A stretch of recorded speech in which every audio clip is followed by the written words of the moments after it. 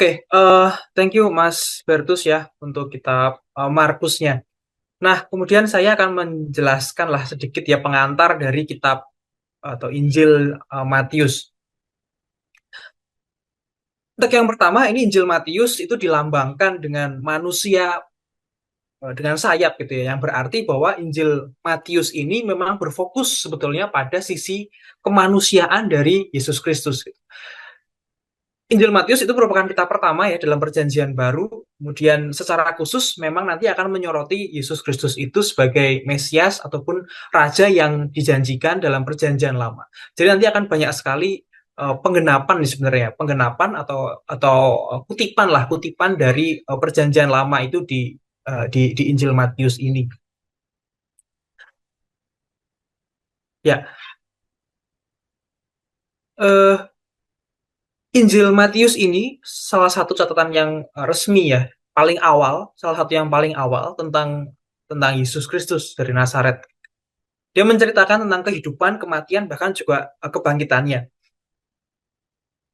Pada awalnya mungkin kitab ini anonim ya, tidak jelas ini siapa yang menuliskan. Tapi tradisi awal itu dari Origenes, Irenaeus itu menghubungkannya dengan Matius pemungut cukai dan juga salah satu dari ke-12 rasul ya yang dipilih oleh Yesus, dan hal ini juga tertulis dalam Matius di bab 9 ataupun bab 10 ya, bab 9 sampai bab 10 gitu.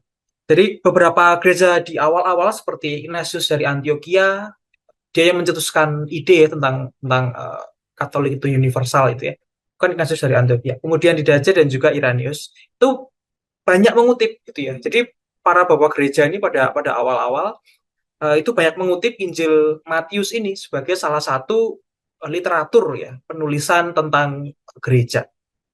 Dan hal ini yang menunjukkan bahwa gereja perdana itu menganggapnya layak ya menjadi salah satu bagian dari Injil suci. Matius itu dikenal sebagai pemungut cukai atau pemungut pajak bagi bangsanya sendiri. Makanya profesi ini sebenarnya dianggap oleh masyarakat Yahudi atau Palestina abad pertama pada saat itu dianggap berdosa ya, dianggap kaum rendahan gitu ya. Bukan bagian dari masyarakat. Karena pemungut cukai ini pada dasarnya dia adalah orang orang Yahudi, tapi dia bekerja sama dengan pemerintahan Romawi pada saat itu untuk memungut pajak ya, pajak kaumnya sendiri untuk dibayarkan uh, untuk dibayarkan ke Romawi. Nah, menurut sejarawan Eusebius pada abad-abad awal ya, Injil Matius itu ditujukan justru kepada orang-orang Yahudi. Jadi ini berbeda ya. Kalau Injil Markus tadi kan banyak diberikan untuk orang di luar Yahudi. Tapi kalau Injil Matius itu segmen pembacanya itu ditargetkan untuk orang-orang Yahudi. Gitu. Bukti-buktinya nanti akan diberikan ya dalam dua slide berikutnya. Tapi setidaknya karena Injil Matius itu ditujukan bagi masyarakat Yahudi, maka paling tidak Injil Matius itu perlu meyakinkan gitu ya, perlu meyakinkan masyarakat Yahudi mengenai Yesus. Makanya ditonjolkannya itu sisi kemanusiaannya, bahwa Yesus itu manusia, bahwa Yesus itu adalah keturunan Yahudi. Setidaknya ada tiga hal yang mesti ditunjukkan ya dalam tanda kutip, ditunjukkan kepada masyarakat Yahudi. Yang pertama adalah Yesus itu adalah penggenapan dari seluruh cerita Alkitab di Perjanjian Lama, maksudnya yang mereka baca itu mengenai Allah, mengenai Israel gitu ya. Jadi mesti ditunjukkan dulu bahwa Yesus itu adalah Mesias yang berasal dari keturunan Daud, keturunan Abraham. Jadi di Matius 1 itu menampilkan ya silsilah tentang Yesus Kristus. Dan kita juga akan temukan sebenarnya di Injil Matius itu beberapa beberapa perikopnya itu ada frase keturunan Daud, keturunan Abraham itu. Bahkan beberapa kali ya. Dan juga nanti di mungkin slide keempat atau slide kelima ya, akan ada beberapa kutipan dari Injil Matius yang mengutip Perjanjian Lama itu ya, yang berguna untuk menekankan akan penggenapan itu. Kemudian hal yang kedua, tadi hal yang pertama adalah Yesus itu adalah penggenapan ya, penggenapan dari Perjanjian Lama, dan juga Yesus itu keturunan Daud. Kemudian yang kedua, Yesus itu sebenarnya seorang pemimpin, sama seperti Musa gitu ya. yang diberikan oleh Tuhan kepada bangsa Israel. Jadi pada saat itu kan mereka baru mengenal Musa ya, baru mengenal Musa sebagai salah satu nabi yang cukup agung ya di perjanjian lama gitu kan, cukup agung tuh Musa. Dan akan ditunjukkan juga dalam beberapa perbandingan. Jadi yang kedua itu untuk memberikan suatu ilustrasi atau gambaran gitu ya bagi masyarakat Yahudi, Yesus itu adalah sosok pemimpin yang seperti Musa. Kemudian yang ketiga, Yesus itu adalah Immanuel ya, yang berarti Allah beserta kita. Jadi paling tidak karena pendengarnya adalah orang Yahudi, maka perlu setidaknya tiga hal ini. Bahwa Yesus itu adalah keturunan Yahudi, itu bagian dari masyarakat. Kemudian yang kedua adalah Yesus itu pemimpin sama seperti Musa. Kemudian yang ketiga, Yesus itu adalah Tuhan, Immanuel, artinya Tuhan itu masih menyertai kita gitu ya. Masih menyertai kita sebagai bangsa Yahudi pada saat itu. Oke, next. Nah, tahun penulisan Injil Matius itu diperkirakan sekitar tahun 70 ya, 70 sampai 80 Masehi barangkali. Dan ini bertepatan setelah Injil Markus ditulis ya. Injil Markus kan tadi ditulis di tahun 70, 70-an, 65 sampai 70 gitu. Dan penulisan ini itu disinyalir setelah kehancuran Bait Suci ya pada tahun 70 oleh tentara Romawi. Jadi pada saat itu Jenderal siapa ya? Jenderal Titus ya, Jenderal Titus itu yang nanti akan menjadi kaisar Romawi. Nah, dia memimpin pasukan Romawi itu untuk menghancurkan Bait Suci. Kemudian di Matius ya, Matius bab 24 sampai Matius bab 25 itu menyebut bahwa penghancuran kota suci ini sebagai hukuman ilahi gitu ya. Nah, ini merujuk sebenarnya pada kehancuran Bait Suci oleh Romawi. Karena tertulis di situ bahwa sesungguhnya tidak ada satupun yang akan dibiarkan terletak di atas batu yang lain. Semuanya itu akan diruntuhkan. Nah, nubuat Yesus ini tentang kehancuran Bait Suci itu sangat spesifik sebetulnya. Menggambarkan peristiwa yang benar-benar terjadi. Memang beberapa sumber itu skeptis dan berpendapat bahwa barangkali Injil Matius itu memang sudah ditulis sebelum peristiwa ini, dan yang tertulis di situ berdasarkan nubuatan dari Yesus. Tapi ini akan tentu sulit ya, akan mendapat perdebatan juga di debat bahwa pasti sulit bagi penulis untuk menggambarkan kehancuran Bait Suci itu dengan begitu detail. Ditambah lagi, uh, seandainya Bait Suci itu masih ada, barangkali kita akan ketemu suatu referensi gitu ya, suatu perikop yang menerangkan mengenai fungsi aktif Bait Suci dalam kehidupan orang Yahudi. Tapi dalam Injil Matius itu vibe-nya dari Bait Suci yang disebut di situ, konteksnya itu adalah kehancuran gitu ya, atau tidak disebut lah, minimal tidak disebut sebagai tempat ibadah yang masih fungsional. Maka kalau di Matius 24 ke belakang itu kan khotbah mengenai akhir zaman ya. Jadi suatu nubuatan setelah kehancuran Yerusalem. Jadi ini ada suatu apa ya? Nada ekskatologis ya yang cukup cukup strong gitu, dan kita kan menjadi paham bahwa ya waktunya akan segera tiba karena konteksnya adalah setelah kehancuran Yerusalem gitu.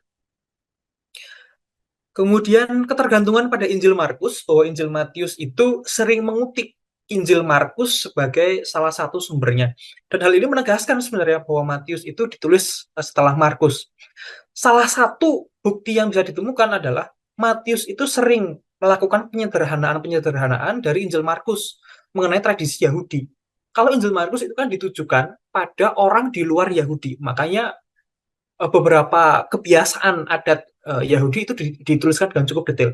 Tapi karena Injil Matius itu target pembacanya adalah bangsa Yahudi, sehingga tradisi-tradisi yang dianggap sudah tahu, dianggap sudah pembacanya sudah tahu itu dihilangkan. Tapi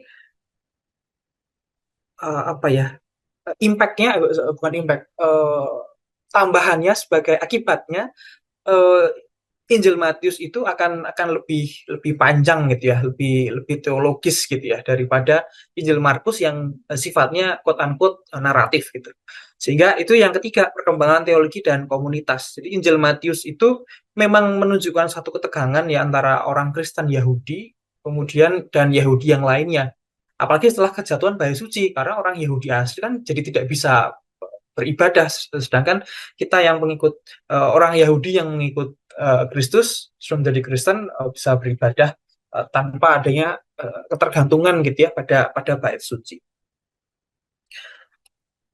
Oke, selanjutnya ini adalah bukti-bukti ya. Paling tidak ada empat. Yang pertama adalah Injil Matius itu sering menghapus sebetulnya. Karena Injil Matius kan mengutip dari Injil Markus ya, sehingga ada beberapa detail yang dia hapus atau dia sederhanakan dari Injil Markus. Seperti pada kisah ini Yesus menyembuhkan sebetulnya, menyembuhkan anak kepala rumah ibadat yang sakit ya, pendarahan. Kalau di Markus 5 ayat 41 itu dituliskan Yesus itu mengatakan talitakum yang artinya bangkit gitu ya, bangun. Tapi di Matius itu tidak dicantumkan kata Aram ini karena sudah dianggap mengerti. Kemudian demikian juga di Markus 7 ya, itu kan menjelaskan kebiasaan Yahudi dengan lengkap. Misalnya seperti cuci tangan sebelum makan.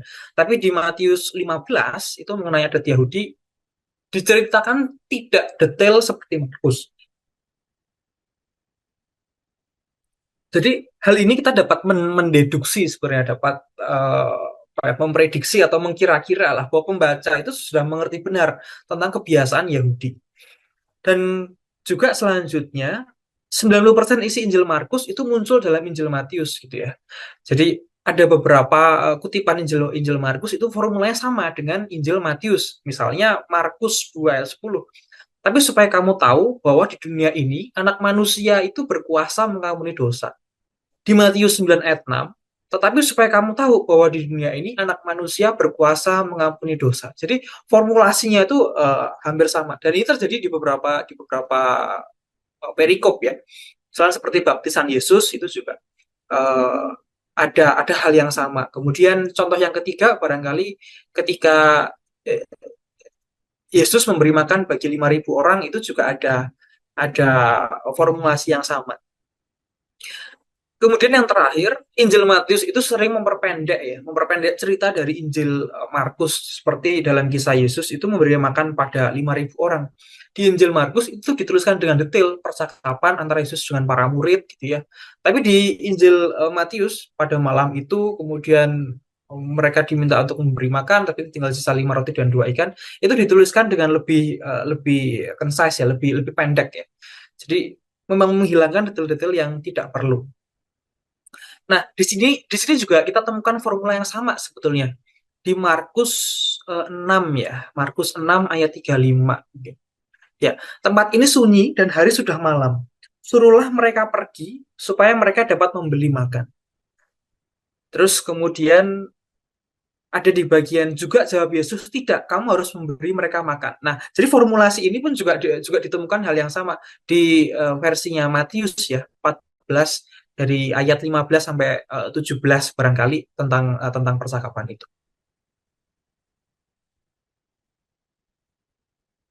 Nah, selanjutnya barangkali ini adalah keunikan ya dari Injil Matius yang pertama-tama dia menghubungkan sebetulnya, menghubungkan perjanjian lama dengan perjanjian baru.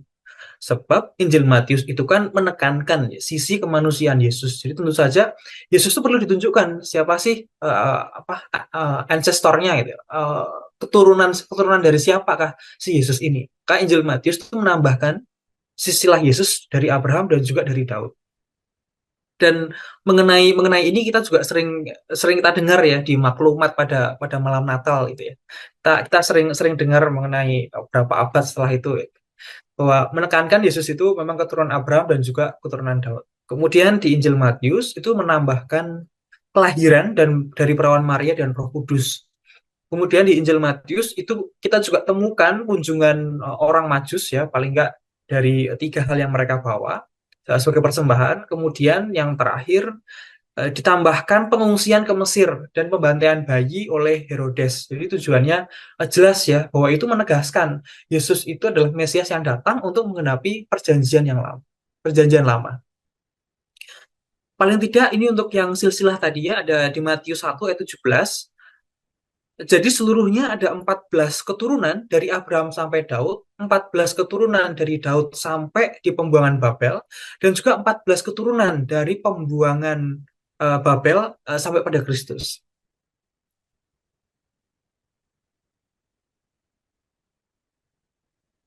Selanjutnya, nah, ketika kita eh, ketika Injil Matius itu ditujukan kepada orang Yahudi, kemudian Matius itu mulai mencoba ngomong tentang Yesus gitu ya.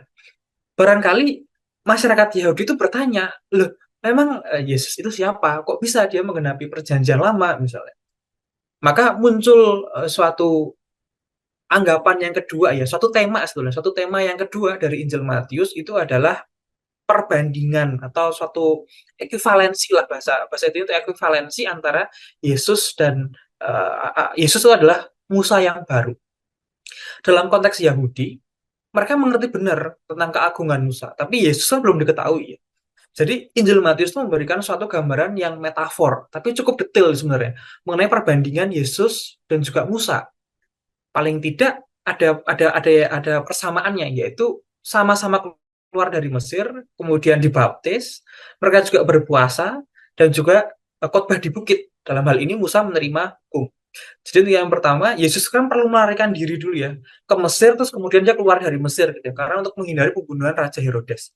Nah, hal ini pun sejalan dengan Musa yang dilarikan ke Mesir untuk eh, dilarung dilarung ke Mesir karena dia diselamatkan dari pembunuhan, tapi kemudian untuk menghindari Firaun dia keluar dari Mesir dengan membawa bangsa Israel. Kemudian kalau Musa itu melewati laut Teberau gitu ya, Yesus itu juga dibaptis. Ketika Musa berpuasa di padang gurun 40 tahun, maksudnya dia dengan sabar dia membimbing bangsa Israel dengan segala kebebalan dari bangsa Israel, tapi Musa yang tetap sabar. Yesus pun juga berpuasa 40 hari di padang gurun. Dan ketika berpuasa 40 hari ini ada tiga godaan ya. Godaan yang diberikan oleh setan itu pun sebagai salah satu keunikan lah di Injil Matius ini. Karena kita tidak temukan ya di Injil yang lainnya. Eh, Kemudian Yesus memberikan khotbah di bukit. Kalau Musa kan menerima hukum di gunung dapat 2 loh batu, tapi Yesus memberikan khotbah di bukit sebab dia sendirilah hukum itu gitu ya. Jadi Yesus memberi hukum. Kalau Musa tuh menerima hukum di gunung. Jadi eh, di jaz terakhir lah paling nggak dua minggu yang lalu saya sudah katakan bahwa sebenarnya di perjanjian lama itu tidak ada nabi yang sebesar dan seagung Musa di perjanjian lama. Dengan keagungan yang sebesar itu sebetulnya dari awal dia mengabdi sampai dia mati, kita ingin membandingkan dengan yang teragung di perjanjian baru yaitu Yesus. Tapi tentu saja jelas ya secara intuitif kita juga tahu bahwa Musa itu harus kalah dari perbandingan ini karena Musa berdosa. Dia tidak sabar dengan bangsanya, akhirnya dia pukul air itu. Jadi Musa berdosa, sedangkan Yesus itu karena dia adalah Tuhan, ya dia tidak ada dosa.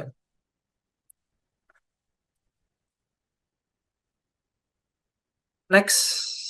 Nah, ini sebetulnya ada beberapa ayat ya dalam Injil Matius yang menekankan bahwa Yesus itu adalah penggenapan nubuat dalam perjanjian lama. Untuk yang pertama, kalau kita baca di Matius 1 ayat 22 sampai 23, ini mengenai Mesias yang dijanjikan. Jadi kutipannya itu adalah sesungguhnya anak darah itu akan mengandung dan melahirkan seorang anak laki-laki dan mereka akan menamakan dia Immanuel yang artinya Allah menyertai kita. Nah, di hal ini tuh menggenapi Yesaya 7 ayat 14 gitu. Di Yesaya 7, di Yesaya 7 ayat 14 ditemukan juga bahwa sesungguhnya ada seorang perempuan muda mengandung melahirkan seorang anak laki-laki, mereka menamakan dia Immanuel. Persis sama. Jadi ini tentang kelahiran Mesias dari seorang perawan.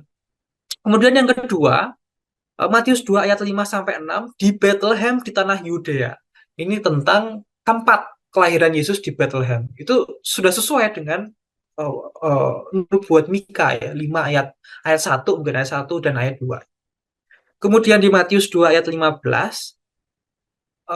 Matius Matius 2 ayat 15 itu mengenai panggilan Yesus ya dari Mesir karena dia tinggal di sana hingga Herodes mati. Dan ini menggenapi Hosea gitu ya, dari 11 ayat 1 bahwa dari Mesir ku panggil anakku.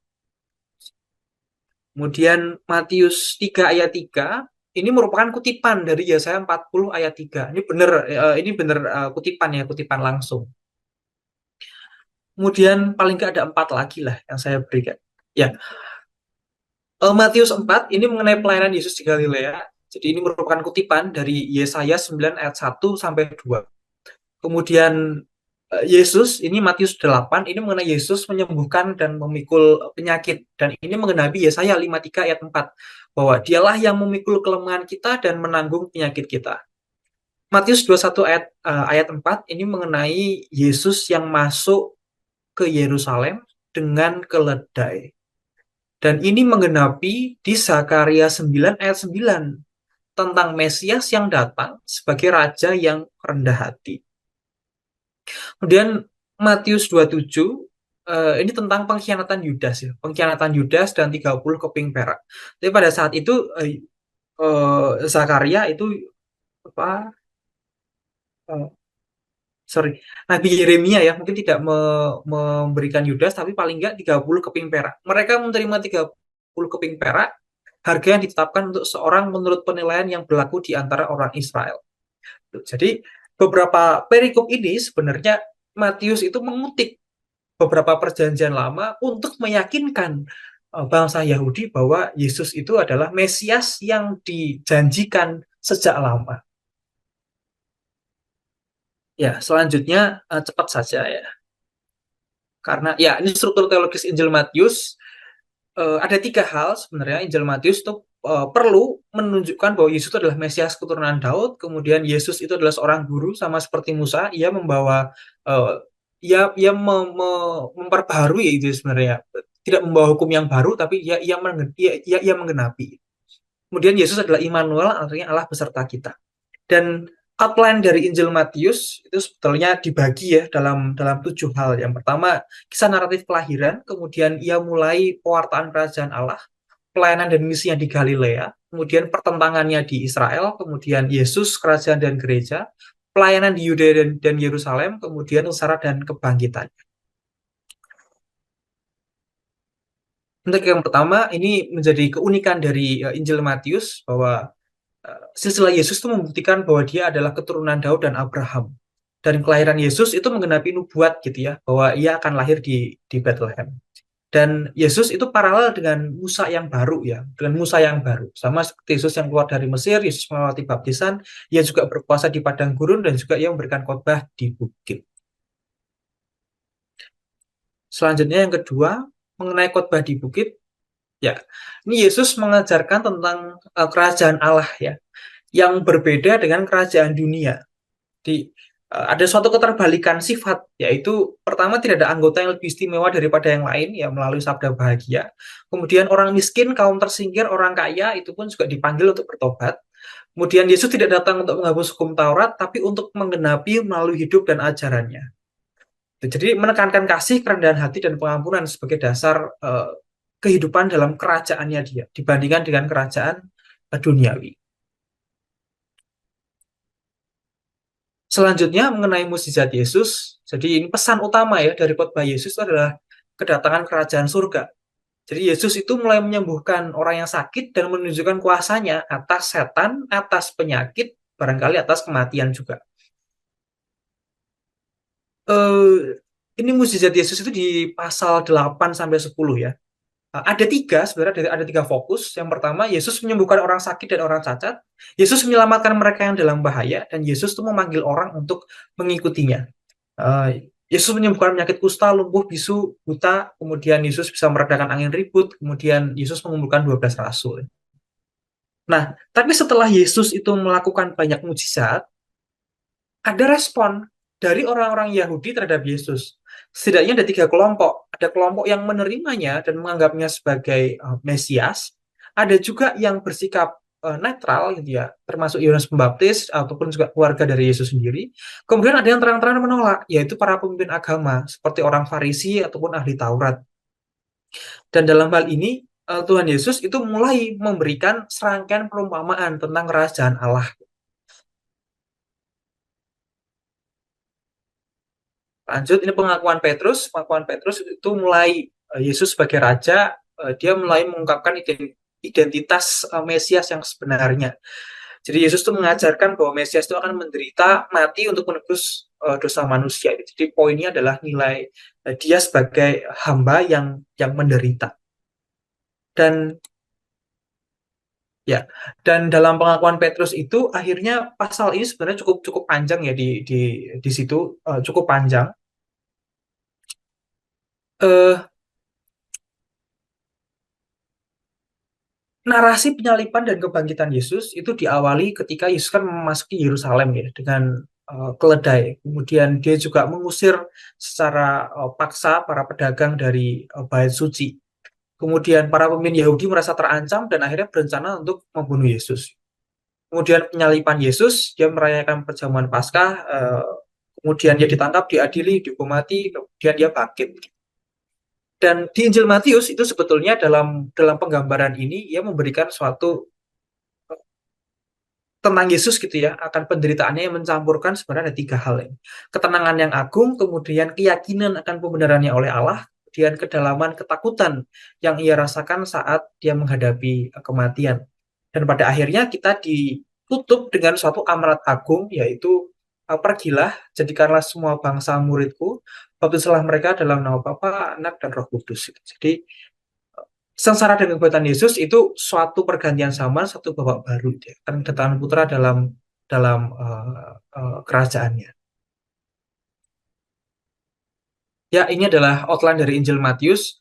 Paling tidak tadi sudah ya diawali dari kehidupan awal Yesus, terus kemudian ia khotbah di bukit, kemudian mukjizat, berbagai respon terhadap Yesus, kemudian ia identitas sebagai Mesias, kemudian Yesus dan para pemimpin Yahudi, penyaliban dan juga kebangkitan Yesus dan amanat agung.